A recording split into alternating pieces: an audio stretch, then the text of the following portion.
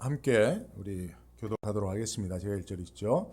다윗의 아들 솔로몬의 왕위가 견고하여 가며 그 하나님 여호와께서 저와 함께 하사 심히 창대케 하시니라.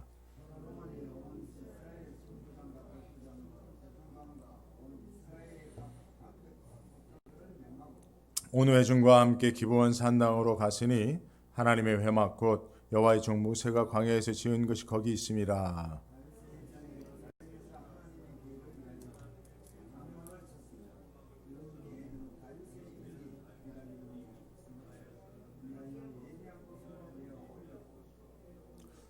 예측의 훌의 손자 우리의 아들 부살렐이 지은 놋단은 여호와의 장막 앞에 있더라. 솔로몬이 회중으로 더불어 나아가서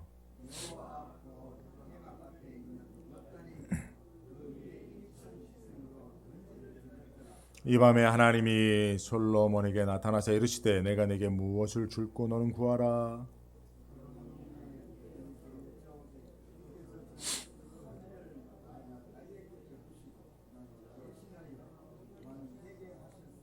여호와 하나님이 온컨대 주는 내 아비 다윗에게 허하신 것을 이제 굳게 하옵소서. 주께서 나로 땅에 티끌같이 많은 백성의 왕을 삼으셨사오니 주는 이제 내게 지혜와 지식을 주사 이 백성 앞에서 출입하게 하옵소서.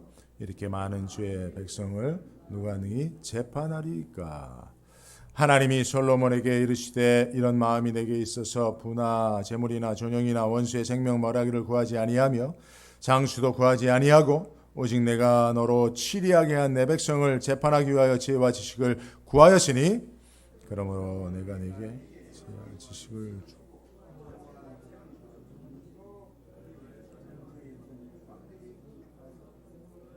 구해도 이해하지. 함께 봅니다. 이에 솔로몬이 기브온 산당 회막 앞에서부터 예루살렘으로 돌아와서 이스라엘을 치리하였더라. 아멘. 할렐루야. 예. 본래는 사실은 우리가 이제 설교하기에 앞서 또는 이제 광고할 때 우리 앞뒤 옆 사람 우리 교제 인사 나누겠습니다. 이렇게 하는데 사실 코로나 때문에 이렇게 친근한 교제 인사 나누는 것도 사실 권하기가 좀 조심스럽습니다. 그러나 여러분 뭐 접촉을 좀 삼가고 조심하고 이렇게 이제 사회적 거리두기를 하지만 이런 마음으로는 함께 예배하는 여러분들과 이렇게 같이 소통하면서 한 성령 안에서 한 마음으로 우리가 예배를 드렸으면 좋겠습니다. 할렐루야. 예.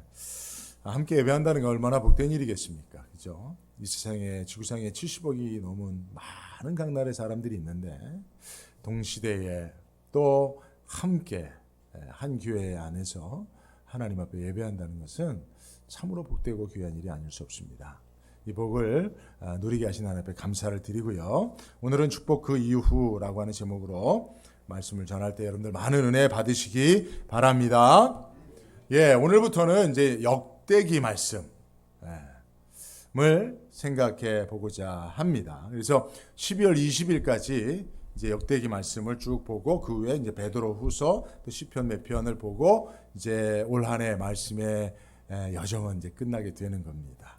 그렇죠? 여러분 한 해를 지나고 여러분 뭐 돌아보면 내가 살아온 삶의 열매가 무엇인가 허탄할 때가 있지요. 그러나 여러분 말씀을 가슴에 새기고 말씀의 열매를 남긴다면 그 삶은 영원히 하나님 옆에 기억될 줄로 믿습니다.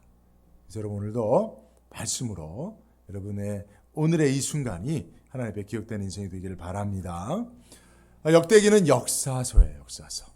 그래서 여러분 우리가 이 역대기 그러니까 역대상한데 오늘은 역대하죠. 역대하 말씀 이 역사서를 보면서 우리가 배워야 할 것이 있습니다. 그러니까 올바른 성경적, 신앙적, 역사의식, 역사관을 갖는 거예요. 이것을 우리는 배워야 됩니다. 여러분 지금 우리 지구촌의 역사는 격변의 시대를 맞고 있습니다. 새로운 역사가 지금 펼쳐지기 위해서 준비되고 있다고 모든 사람들이 이구동성으로 이야기를 하고 있습니다. 그러므로 여러분 지금 우리에게 중요한 것은 어떤 역사 인식을 가지고 이 시대를 바라보느냐라고 하는 것입니다. 그러면 우리가 올바른 역사의식, 영적인 역사의식을 어디서 배워야 할까요? 예, 성경을 통해서 배우되 특별히 역사서를 통해서 배울 수가 있습니다. 특별히 여러분 우리가 역사서를 다룰 때에 중요한 한 가지는 너무 지엽적으로 역사를 보면 안 된다는 거예요. 뭐 흔히 우스갯소리로 띄엄띄엄 본다는 이야기 있잖아요. 그렇게 역사를 보면 안 됩니다. 왜냐하면 하나님은요, 하나님의 역사에 큰 그림이 있습니다. 빅픽처라고 하는데, 그래서 우리가 역사서를 통해서 하나님이 이뤄가시는, 주관하시는 역사를 큰 그림으로 볼 수 있어야 합니다. 예를 들면요, 여러분 오늘 이제 우리 역대하 1장에 솔로몬의 이야기가 나오는데, 여러분 솔로몬은 역사상 가장 큰 복을 받은 사람이에요. 맞죠?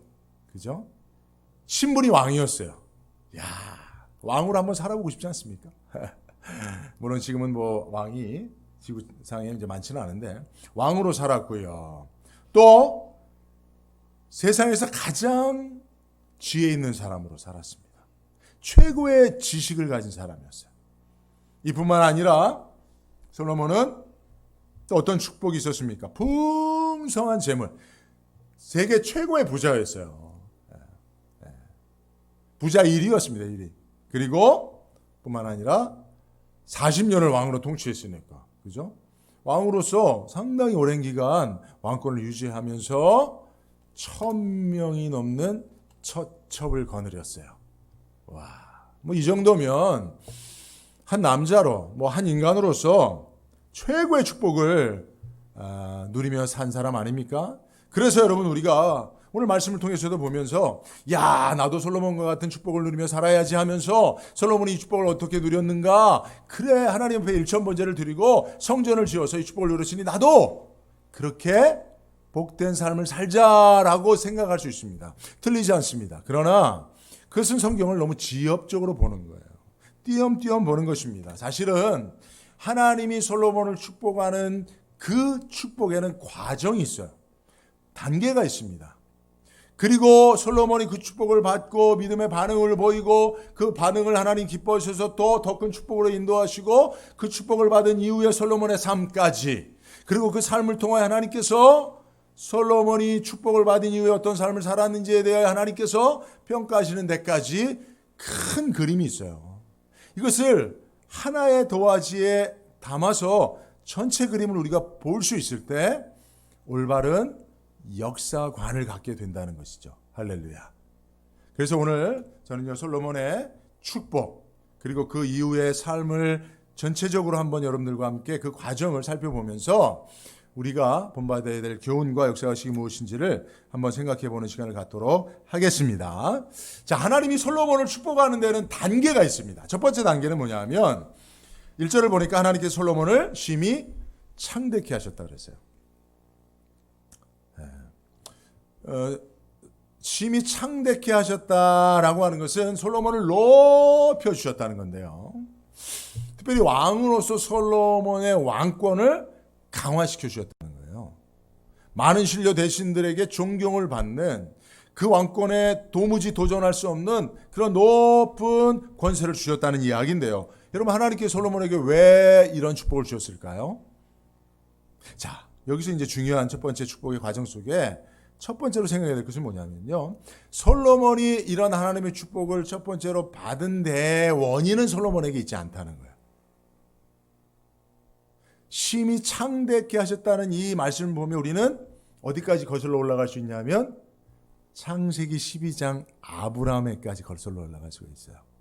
하나님께서 아브라함을 불러서 축복하실 때 너는 복의 근원이 될지라 내가 너를 심히 창대케 하리니 라는 그 약속의 말씀을 아브라함에게 주셨어요. 그러니까 그 아브라함의 후손으로서 솔로몬에게 하나님께서 아브라함에게 하신 약속의 성취로 창대케 해주신 것입니다. 뿐만 아니라 이제 솔로몬의 그 아버지 다윗과도 아브라함과 맺은 그 언약을 그대로 다윗 언약으로 맺어주셔서 다윗에게 내가 너와 너의 자손들을 창대케 주겠다라고 하는 약속을 하셨고, 그 약속의 성취로 솔로몬이 하나님 앞에 아무것도 하지 않았을 그때에 하나님께서 솔로몬을 축복하신 줄로 믿습니다. 심히 창대케 하신 줄로 믿습니다. 그죠? 그러니까 여러분, 우리 삶을 향한 하나님의 축복의 출발은 우리에게 원인이 있지 않고 하나님에게 있는 거예요. 그래서 우리는 하나님의 축복을 받아 누리지만 그것을 뭐라고 말해요? 은혜라고 말하는. 은혜라고 말하는. 이렇게 하나님의 은혜 가운데 솔로몬은 축복을 받고 그 이름이 창대케 되어졌습니다. 자, 그때에 솔로몬이 이 축복을 받은 이후에 반응을 보입니다. 여러분, 이게 진짜 중요한 거예요. 여러분, 한 사람이 믿음이 있느냐 없느냐, 그 사람이 믿음이 돈독하냐 그렇지 않느냐, 그 사람의 믿음이 크냐 안 크냐, 그 사람의 믿음이 내용이 어떠냐, 이것을 평가하는 기준이 뭘까요? 누구는 믿음이 좋아, 누구는 믿음이 깊어, 믿음이 커, 이렇게 평가할 수 있는 기준이 뭘까요? 그 사람이 받은 축복의 내용 아니에요. 여러분, 보통은 우리가 한 사람이 받은 축복의 크기와 그 내용을 보고 야, 저 사람 믿음이 좋아서 저 축복을 받았지 생각하는데 아니에요. 하나님이 그저 은혜로 축복하시기 때문에 그가 받은 축복의 내용과 크기를 따라서 그 사람이 믿음이 있다 없다를 평가할 수 없어요. 한 사람의 믿음을 평가하는 기준은 그 사람이 하나님의 은혜의 축복을 받은 이후에 어떤 반응을 보이느냐, 믿음의 반응을 보이느냐가 그 사람의 믿음의 크기를, 내용을 보여주는 겁니다. 자, 솔로몬이 이 하나님이 창대케 해주시는 축복을 받은 이후에 하나님 앞에 어떤 믿음의 반응을 보였습니까? 일천번제를 드린 거예요. 그죠? 6절에 보면 여호와 곧 회당 앞에 있는 옷단에 이르러서 그 위에 일천이생으로 번제를 드렸다라고 성경은 이야기하고 있습니다. 자, 그러면 여기서 우리가 하나 짚고 넘어갈 게 있어요. 자, 여러분, 솔로몬의 일천번제 다 알고 계시죠? 다 알고 계시죠? 여러분, 솔로몬이 하나님 앞에 일천번제를 드려서 또 복을 받습니다. 이제 좀 이따 그 말씀드릴 건 2단계인데, 그러면 솔로몬이 드린 일천번제의 가치와 의미는 무엇일까요? 하나님을 기쁘시게 한 내용이 뭘까요? 많은 사람들이 이것을 곡해하고 있어요. 잘못 오해하고 설교 듣고 있어요. 그러니까 솔로몬이 드린 일천번제, 사실은 그게 일천희생, 1,000마리의 제물을 희생해서 제사한 것이 일천번제예요. 근데 이것을 조금 많은 목사님들이 각색을 하셔서 일천번 번제를 드렸다, 제사를 드렸다, 이렇게 생각을 해요. 그래서 여러분들도 솔로몬처럼 1,000번제를 하나님 앞에 드려서 복을 받는 자들이 되길 바랍니다. 오늘부터 시작해서 1,000번제만 한 3년쯤 되는데 여러분, 하루도 빠짐없이 매일같이 여러분들이 1,000번제의 힘을 준비해서 하나님 앞에 나와 제물을 드리면 솔로몬 같은 복을 받을 줄로 믿습니다. 할렐루야, 할렐루야. 왜 아멘 안 하세요? 실제로 제가 아는 교회들이 많은 목사님들이 이렇게 해요. 그래서 성도들이 솔로몬처럼 복을 받으려고 매일같이 일정량의 그 헌금을 준비해서 매일같이 제물로 드려요. 새벽 기도할 때 1,000번째 제물이 올라오는 것이죠. 그러면 이름을 부르고 1,000번째, 573번째 뭐 이렇게 하면서, 그래서 그렇게 합니다. 여러분, 그거 하나님께서 싫어하시는 일은 아니에요. 하나님을 기쁘시게 할 일이 분명하기도 합니다. 그러나 그것이 솔로몬의 1,000번째의 의미는 아니에요. 여러분, 솔로몬이 1,000만이나 되는 희생을 드려서 하나님을 기쁘시게 했다, 또는 1,000번이나 번제를 드려서 하나님을 기쁘시게 했다, 아닙니다. 그 내용, 그 솔로몬의 1,000번제의 가치는 그 횟수에 있는 게 아니에요. 그 양에 있는 게 아니에요. 왜냐하면 여러분, 솔로몬이요, 그 이후에 성전을 건축한 이후에는 역대하 7장 5절을 보면 솔로몬 왕이 드린 제물이 소가 22,000이요 양이 12만 마리라. 1,000번째 비교도 안 되잖아요. 그죠? 그럼 우리가 하려면 12만 번제를 드려야죠. 여러분들, 굳이 1,000번제로만 합니까? 여러분, 오늘부터 12만 번제를 드려 하나님 앞에 기쁘시게 하는 여러분들이 돼서 솔로몬과 같은 은혜를 받으십시오. 축복을 받으십시오. 그럼 누가 이걸 하겠어요? 거기에 있는 게 아니에요. 여러분, 솔로몬의 하루 음식이요, 뭐 밀가루 같은 거는 한 20kg를 하루에 치웠고요. 소는 30마리, 양은 100마리씩 잡아갖고 하루에 먹었어요. 뭐 노루나 사슴 이런 거는 빼고요. 그러니까 소와 양만 해도 130마리씩 하루에 솔로몬이 하루 음식으로 솔로몬이 먹었다니까요. 물론 솔로몬이 다 먹지는 않았겠죠. 그러니 여러분 일주일치도 안 되는 거예요. 1,000마리라고 해봤자. 그러니까 하나님이 야 네가 1,000마리 1,000번이나 아니에요. 하나님을 기쁘시게 한 솔로몬의 1,000번제의 가장 중요한 핵심은 어디에 있느냐? 여러분 하나님이 솔로몬을 심히 창대케 해주셨어요. 심히 창대케 해줬다는 것은 그 왕권을 강화시켰다는 거예요. 권세 있게 해주셨다는 거예요. 높여주셨다는 거예요. 다른 번역들을 보면 솔로몬을 높여주셨다는 거예요. 그럼 솔로몬이 왕으로서 높임을 받는 것은 누구로부터입니까? 백성들뿐만 아니라 신하들이에요. 신하들. 그러니까 하나님이 신하들이 감히 솔로몬의 왕권에 도전하지 못하도록 솔로몬을 높여주신 거예요. 자, 그럼 보통은 왕들이 하나님이 자기를 높여주면 왕들은 스스로 자기를 마치 하나님과 동등됨을 취할 것으로 여기고 교만에 빠집니다. 그래서 자기를 황제라, 신이라 신격화하잖아요, 보통. 근데 솔로몬이 어떻게 했어요? 여러분 오늘 본문의 말씀을 잘 보아야 됩니다. 문맥 속에 다 의미가 담겨져 있어요. 솔로몬의 1,000번제는요, 그 가치는 하나님을 기쁘시게 한 거는 보십시오. 1절에 보니까 심히 창대케 하십니다. 근데 솔로몬이 2절에 어떻게 합니까? 천부장과 백부장과 재판관과 온 이스라엘의 각 방백과 족장들을 데리고 하나님 앞에 나아갑니다. 그리고 그들 앞에서 하나님 앞에 엎드리는 거예요. 이게 하나님이 기쁘시게 하는 거예요. 하나님이 솔로몬을 높였더니 많은 신료 대신들 앞에 솔로몬을 높였더니 솔로몬이 그들 위해 군림하지 않고 그들을 데리고 하나님 앞에 나아가 하나님 앞에 엎드리는 왕의 모습을 보여주는 거예요. 이 겸손이 하나님을 기쁘시게 한 거죠. 그죠? 그래서 하나님이 2단계 솔로몬에게 묻습니다. 7절에 하나님 뭐라고 묻죠? 한번 같이 읽습니다. 시작. 하나님처럼 한번 읽어보죠. 시작. 내가 내게 무엇을 줄고 너는 구하라. 하나님이 솔로몬에게 하신 말씀이에요. 6절에 1,000번제를 드리고 나니까 하나님께서 이렇게 솔로몬에게 물어요. 그것은 무엇을 의미하는 겁니까? 하나님께서 솔로몬의 번제를 기뻐하신 거예요. 그 겸손을 기뻐하신 겁니다, 여러분. 하나님이 높여주시면 하나님을 더 높여드리는 이 겸손.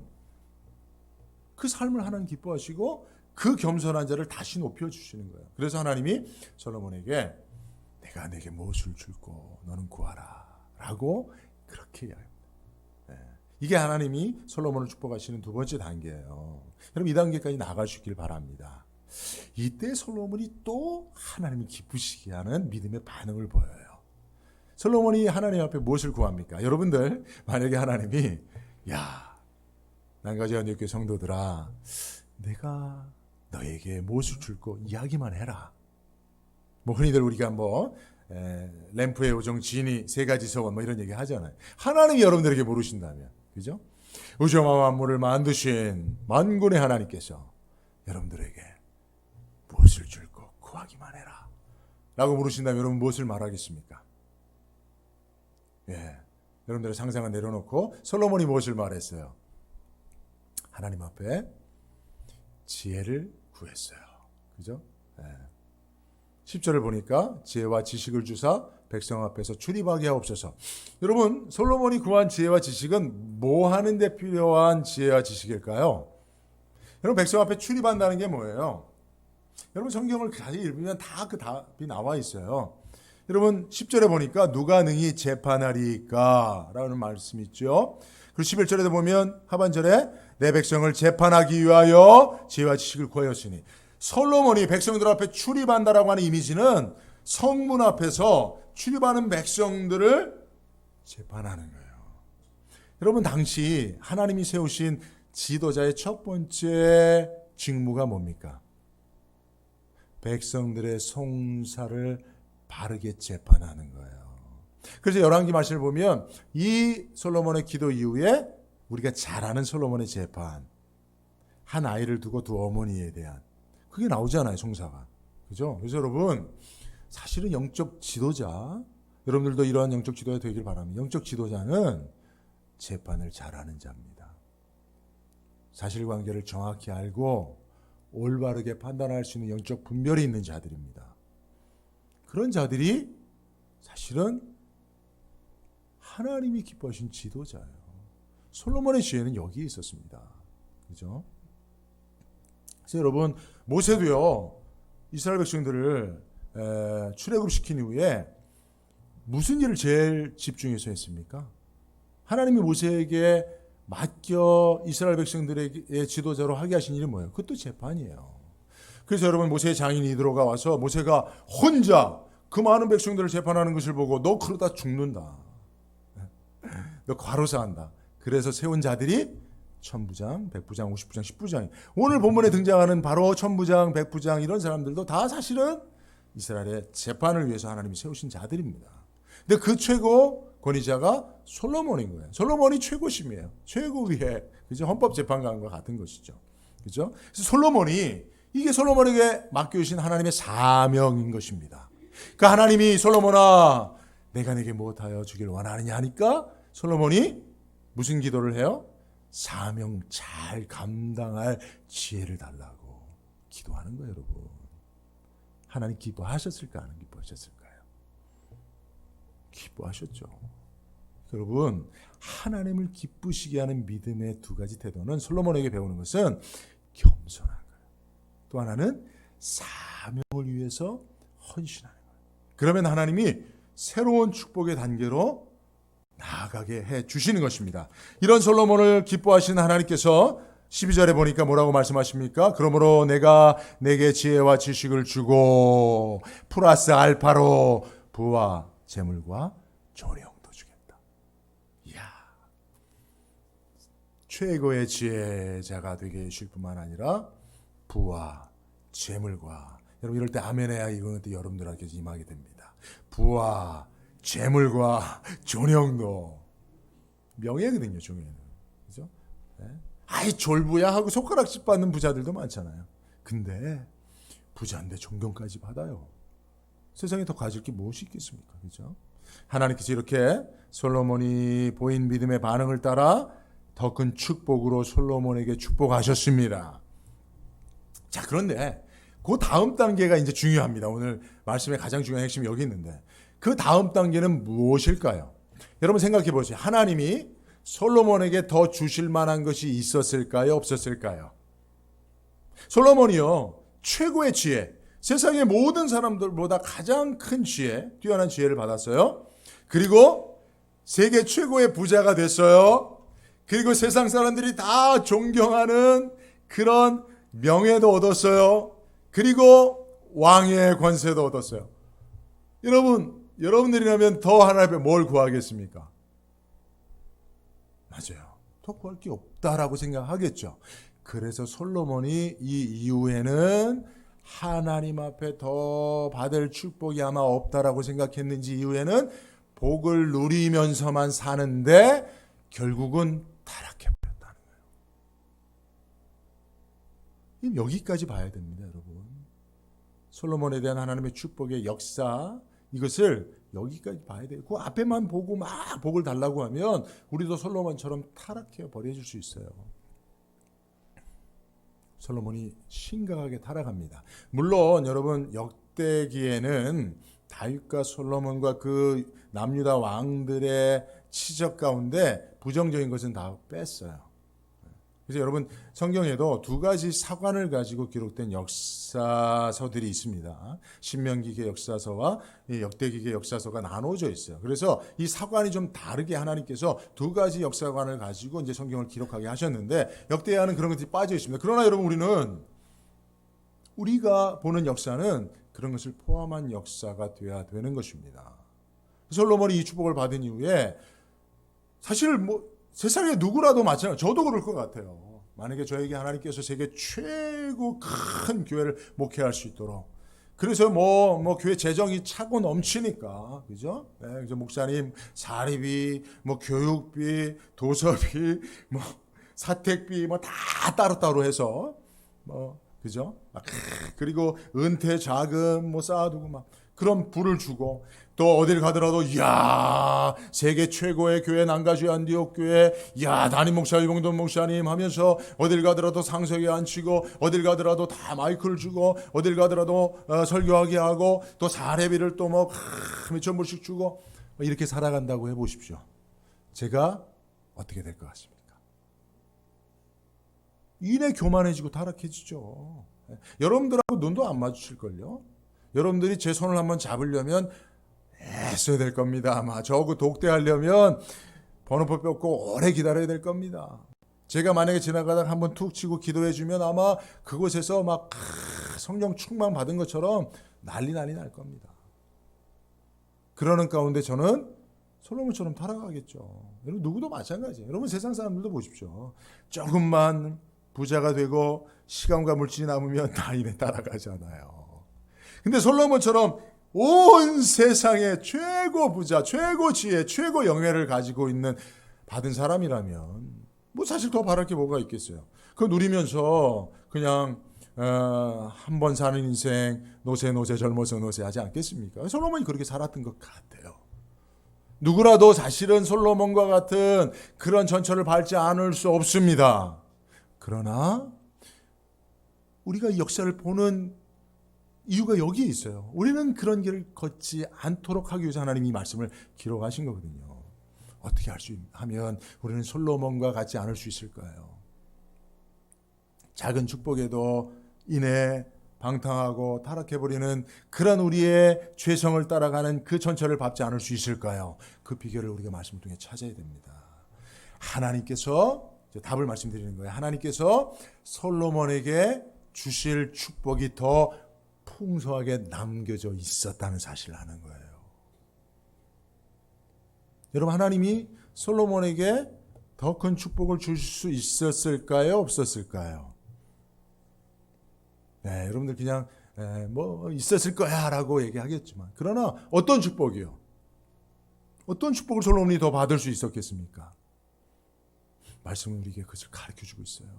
우리가 하나님의 무한한 축복에도 불구하고 방종하지 않을 수 있는 이유는 하나님께서 우리에게 주시는 그 축복 이후에 우리의 삶 가운데 하나님이 더 기대하신 바가 있다는 사실을 기억하는 겁니다. 하나님이 솔로몬에게 주신 축복을 통해서 하나님이 솔로몬에게 기대하시는 삶이 뭔지 아십니까? 그것은 다윗의 아들로서 솔로몬이 복을 받아 솔로몬 이후에 다윗의 모든 왕조가 하나님의 축복을 받는 왕조가 되는 겁니다. 그래서 그 왕조를 통해서 메시아가 도래하는 거예요. 그러니까 하나님이 솔로몬을 축복하신 것은 솔로몬 당대에만 하나님의 축복이 머물러 있기를 바라지 않으시는 겁니다. 그래서 개인으로는 감당할 수 없는 축복을 주신 거거든요. 이게 대를 거쳐서 축복의 유산이 물려져서 천대나 복을 받는 메시아 가문이 되게 하시는 거예요. 그리고 또 무엇입니까? 솔로몬이 통치하는 이스라엘 나라, 하나님의 나라가 그 모형인데 하나님 나라의 백성들이 솔로몬과 같은 왕을 통해서 복을 받는 거예요. 그것까지가 하나님이 솔로몬에게 주시는 축복의 완성입니다. 근데 솔로몬이 자기가 받은 축복, 내가 더 이상 내 한평생 살아가는 동안에 더 무엇을 하나님 앞에 구하겠는가라고 하는 것에만 만족했기 때문에 그것을 노리는 삶이 방탕해진 것입니다.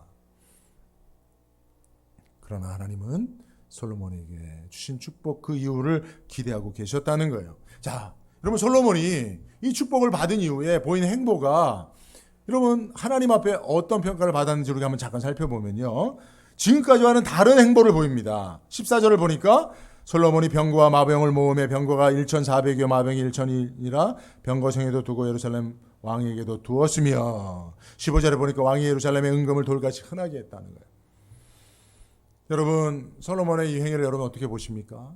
하나님이 축복하셨으니 하나님이 강하게 하셨으니 하나님이 부하게 하셨으니 솔로몬이 이것을 가지고 마병을 많이 만들어요. 그리고 은금을 많이 모읍니다. 그리고 뒤에 가보면 1,000명이 넘는 처첩을 거느립니다. 근데 여러분 신명기에 보면 하나님께서 왕에게 금하신 3가지가 있는 거 아시죠? 무엇을 금하셨죠? 말을 많이 두지 마라. 말. 두 번째는 많은 은금을 모으지 마라. 세 번째는 많은 아내를 두지 말라. 근데 공교롭게도 솔로몬이 하나님의 축복을 받은 이후에 하나님이 왕에 금하신 3가지를 다 해버립니다. 16절에 보니까 솔로몬의 말들은 애굽에서 내어왔으니라고 있어요. 하나님께서 많은 말을 두지 마라. 그러면서 말은 애굽의가 원산지예요. 그 애굽의 사람 백성들을 보내서 말을 사오지 마라. 이렇게 말씀하셨어요. 근데 솔로몬이 어떻게 합니까? 많은 말들을 애굽에서 내어왔습니다. 하나님의 말씀이 무효화됐습니까? 하나님의 말씀이 의미가 없어졌습니까? 아니요. 하나님의 말씀은 영원합니다. 근데 솔로몬이 하나님의 축복을 받은 이후에 하나님의 말씀을 정면으로 거부하고 거역하는 자의 삶을 살아가게 되는 것을 볼 수가 있는 것입니다.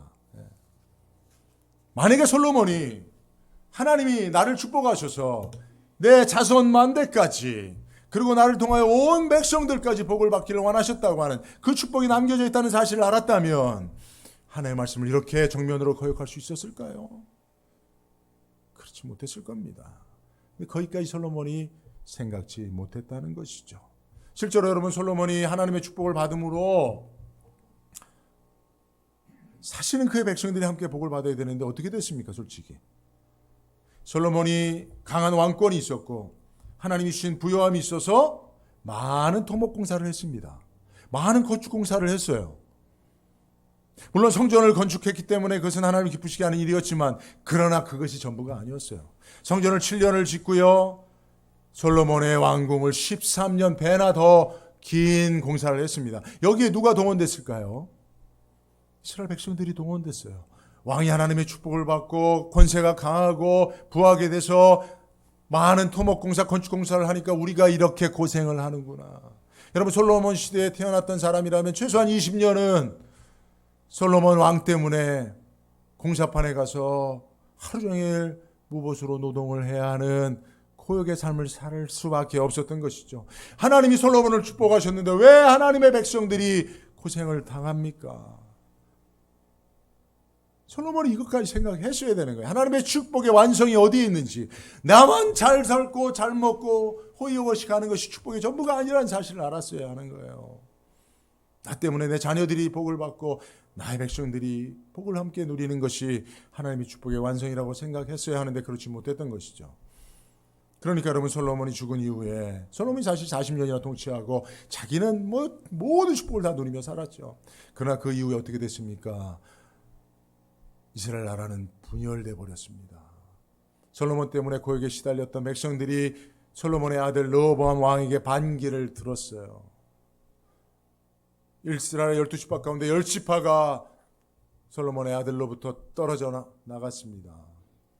누구 때문에요? 무엇 때문에요? 솔로몬 때문이요. 솔로몬이 하나님으로부터 받은 축복 때문에요. 여러분 우리가 이 사실을 깨달아야 합니다. 그렇죠? 솔로몬이 내가 받은 축복에만 만족하지 않고 하나님이 기대하시는 축복의 완성에까지 나가기 위하여 축복을 받을수록 더 겸손해지고 축복을 받을수록 그것을 더 하나님의 뜻을 이루는 일로 사명으로 나아갔다면 우리가 아는 역대하 이후에 솔로몬 이후에 분열의 고통스러운 나라들의 참상은 보지 않을 수 있었을 것입니다. 근데 솔로몬이 그렇게 하지 못했어요. 자, 여기서 이제 우리가 말씀의 의미들을 생각해 봤는데 적용해 봅시다. 우리 개인에게 적용해 보는 게 중요하잖아요. 그죠? 지금부터는 적용에 대한 이야기인데요. 여러분 우리 개인에게 적용해 볼 때 여러분 우리는 솔로몬과 같은 복을 받은 사람입니까? 아닙니까? 만약에 내가 나는 솔로몬처럼 복 받은 일이 없어요. 그러면 이 말씀은 남의 이야기가 되는 거예요. 근데 여러분 우리는 솔로몬과 같은 물론 솔로몬과 똑같은 내용은 아니지만 하나님이 우리를 축복하셨을까 안 하셨을까요? 축복하셨죠. 예. 특별히 하나님이 주시는 축복의 완성이 어디에 있다고요? 다음 세대에 있다고요. 나로 말미암은 나와 함께하는 가족들에게 성도들에게 있다고요. 그러니까 내가 축복을 받았다는 것은 나로 말미암아 그들이 복을 받을 수 있느냐 없느냐에 달려 있는 거예요. 나의 삶이 좀 고난스러워도 나는 좀 부족해도 그것을 인내하고 하나님의 축복으로 알고 솔로몬처럼 감사하며 겸손하며 사명으로 나가면 하나님이 그것을 통해서 내 자녀를 축복할 수 있다면 나의 고난도 하나님의 축복인 줄로 믿습니다. 그런 의미 속에서 여러분 우리는 복을 받은 자들이에요. 여러분들이 지금 어떤 하나님 앞에 믿음의 반응을 보이느냐에 따라서 하나님은 여러분들을 통하여 여러분들의 교회를, 여러분들의 가정을, 여러분들의 자녀들을 축복하실 것이기 때문에요. 아멘이죠. 여러분, 지난 주일날 이건희 회장이 하늘의 부름을 받았죠. 이건희 회장이 사실 2014년도 한 6년 전에 심근검색, 급성 심근경색으로 쓰러졌어요. 그래서 사실은 식물인간이 됐어요. 그 이후로 매스컴에 한 번도 등장하지 않습니다. 사람들은 다 죽었다고 생각해요. 그냥 강제 호흡을 시켜서 기계로 생명을 연장시키고 있다고 합니다. 그거 되게 고통스러운 일이거든요, 여러분. 이건희 회장에게는 고통스러운 일이에요. 차라리 죽는 것이 빨리 죽는 게 나아요. 근데 왜 그가 그렇게 하지 않았을까요? 그것은 그가 가지고 있었던 축복, 삼성의 경영권을 어떻게든지 자녀에게 물려주기, 그 어간에 그 아들 이재용 회장에게 삼성의 경영권이 물려집니다. 여러분, 세상 사람도 자기가 받은 복을 자녀에게 물려주기 위해서 고통을 감내내잖아요. 이건희 회장이 6년 5개월 동안 고통스러운 삶을 죽지 못하고 살은 이유가 무엇이겠습니까? 그 아들에게 삼성 경영권을 물려주고자 함이에요. 실제로 경영권을 물려받았습니다. 뭐 그것에 여러분 잘잘못을 제가 얘기하는 건 아닙니다. 어쨌든 오늘 말씀에 적용해 볼 때 여러분, 이건희 회장이 뭐 정말 그 고통스러운 환자의 삶을 연명했던 이유가 거기에 있다면 여러분, 그는 본받을 만한 그런 마지막 족적을 남긴 사람이라고 생각할 수 있습니다. 여러분, 세상 사람들도 썩어질 재물을 내려 자녀들에게 물려주기 위해서 부모가 고통스러운 삶을 인내합니다. 근데 여러분, 우리는 우리 자녀들에게 물려줄 것이 영원한 것이잖아요. 영생 천국에까지 미쳐지는 거잖아요. 하나님 우리에게 축복이 우리 자녀들에게까지 미쳐진다면 그것은 우리 자녀들이 영원한 세대의 주인공이 될 수 있다는 것이잖아요. 그러면 여러분, 우리 삶이 좀 고통스러워도 우리 자녀들이 받을 복을 인하여, 우리 자손들이 받을 복을 인하여, 나 때문에 우리 교회가 받을 복을 인하여 여러분 고난을 인내할 수 있어야 되지 않겠습니까? 여러분들이 이민 1세대 시대잖아요. 그죠? 이민 1세대들이 얼마나 많은 고난을 겪었겠습니까? 저는 이제 2년밖에 안 됐지만 참 고난스러운데, 여러분, 그러나 여러분들이 견뎠던 이유가 무엇입니까? 그것을 견뎌냈던 그 비결과 그 의미가 무엇입니까? 바로 여러분들의 자손들에게 있는 거예요. 여러분들이 이민 와서 그냥 견디고 버티고 사는 것이 그게 전부라면 누가 그렇게 이민생활 고난스러운 삶을 하겠습니까? 지속하겠습니까? 그러나 내 자녀들이, 내 후손들이, 나로 말미암아 내 이웃과 교회가 그 복을 함께 들을 수 있다면 고난도 축복이라 믿고 나가는 것이라고 믿습니다. 저도 제 자녀들이 보고 있다고 생각합니다. 제가 지금 겪고 있는 삶을, 그 고난을 어떻게 믿음으로 대처하고 있는지를 보고 있다고 생각합니다. 그것을 통해서 하나님 우리 자녀들에게 믿음의 복을 주실 거라고 그렇게 믿습니다. 그래서 제가 요새 혼자 부르는 찬양이 있어요. 늘 거의 자주 부르는 찬양이 뭐냐면 땅끝에서라는 찬양이에요. 근데 여러분들 이 찬양을 설교 후에 하고 싶었지만 여러분들 잘 몰라서 제가 이제 다른 찬양을 했는데, 그런 가사입니다. 주께서 주신 동산에 땀 흘리며 씨를 뿌리며 내 모든 삶을 드리리 날 사랑하시는 내 주님께 비바람 앞을 가리고 내 육체는 쇠잔에 져도 내 모든 삶을 드리리 내 사모하는 내 주님께 땅끝에서 주님을 맞으리 주께 드릴 열매 가득 안고, 이런 찬양이에요. 여러분 한번 땅끝에서란 한번 유튜브 찾아 들어보십시오. 비바람 앞을 가리고 고대도 땅끝에서 내 인생의 마지막 순간에 내가 주님을 만났을 때 부끄럽지 않은 모습으로 서기 위해서 오늘도 씨를 뿌리며 땀 흘리며 주어진 삶을 살겠다는 그런 찬양이에요. 저도 이 찬양으로 위로를 삼고 그렇게 묵묵히 여러분들이 걸어가시던 길을 또 가고 있습니다. 말씀을 맺도록 하겠습니다. 제가 이제 설교 후에 용서하소서 주님 것을 내 것이라고 하는 찬양 함께 부르면서 여러분 기도하시면 좋겠는데요. 사실 이 송대관 씨가 이 찬양 부른 거 제가 들었다 여러분들에게 말씀드린 거 기억나세요? 제가 어떤 집회에 갔었는데 송대관 씨가 특별 찬양 특송 주자로 나오셨어요. 잠깐 간증하더라고요. 원래 송대관 씨가 한 500억 정도 돈을 모은 사람이에요. 쨍하고 했더라. 돈 어마무시하게 돈을 벌었던 분이에요. 근데 사기를 당하고 뭐 잘못 투자를 해서 그거 다 날리고 도리어 160억 빚을 졌대요. 나이가 60 후반 70 다 돼서. 그럼 여러분 소망이 있겠습니까? 근데 다행히 최근에 나와서 거의 90% 갚았다고 하더라고요. 이거 대단해요. 그죠? 트로트 대단한 겁니다, 여러분. 그러면서 자기가 하나님의 축복인 걸 몰랐다는 거예요. 그래서 그거를 자기 거라고 생각하고 자기 누리며만 살았는데 다 잃고 나니까 야, 이게 하나님의 축복이었구나. 하나님의 것이었구나. 하나님을 위해서 써야 했구나. 라는 걸 깨닫고 이제는 주님 의지하고 산다고 그 찬양을 이렇게 특성으로 불렀어요. 간증 후에. 제가 되게 감명을 이렇게 들었습니다. 여러분 오늘 말씀과도 좀 비슷한 것 같아서 잠깐 소개하고 함께 찬양하고 싶어요. 여러분 우리에게 주신 것 다 하나님의 축복입니다.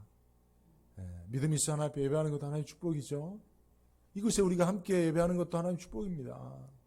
질병도 가장된 하나님의 축복이고요. 축복이 내 인생으로만 끝나는 거라면 고통은 절대 축복이라고 말할 수 없겠지만 그러나 그것을 하나님의 축복으로 믿고 감사하기 시작하면 하나님은 그것을 통하여 솔로몬의 자녀들을 다윗의 가문을 그리고 다윗의 나라의 백성들을 축복하셨던 것처럼 저와 여러분들을 통해서 우리 남가주 안디옥의 성도들이 우리 자녀 세대가 그리고 우리 이민사회가 복을 받게 될 줄로 믿습니다.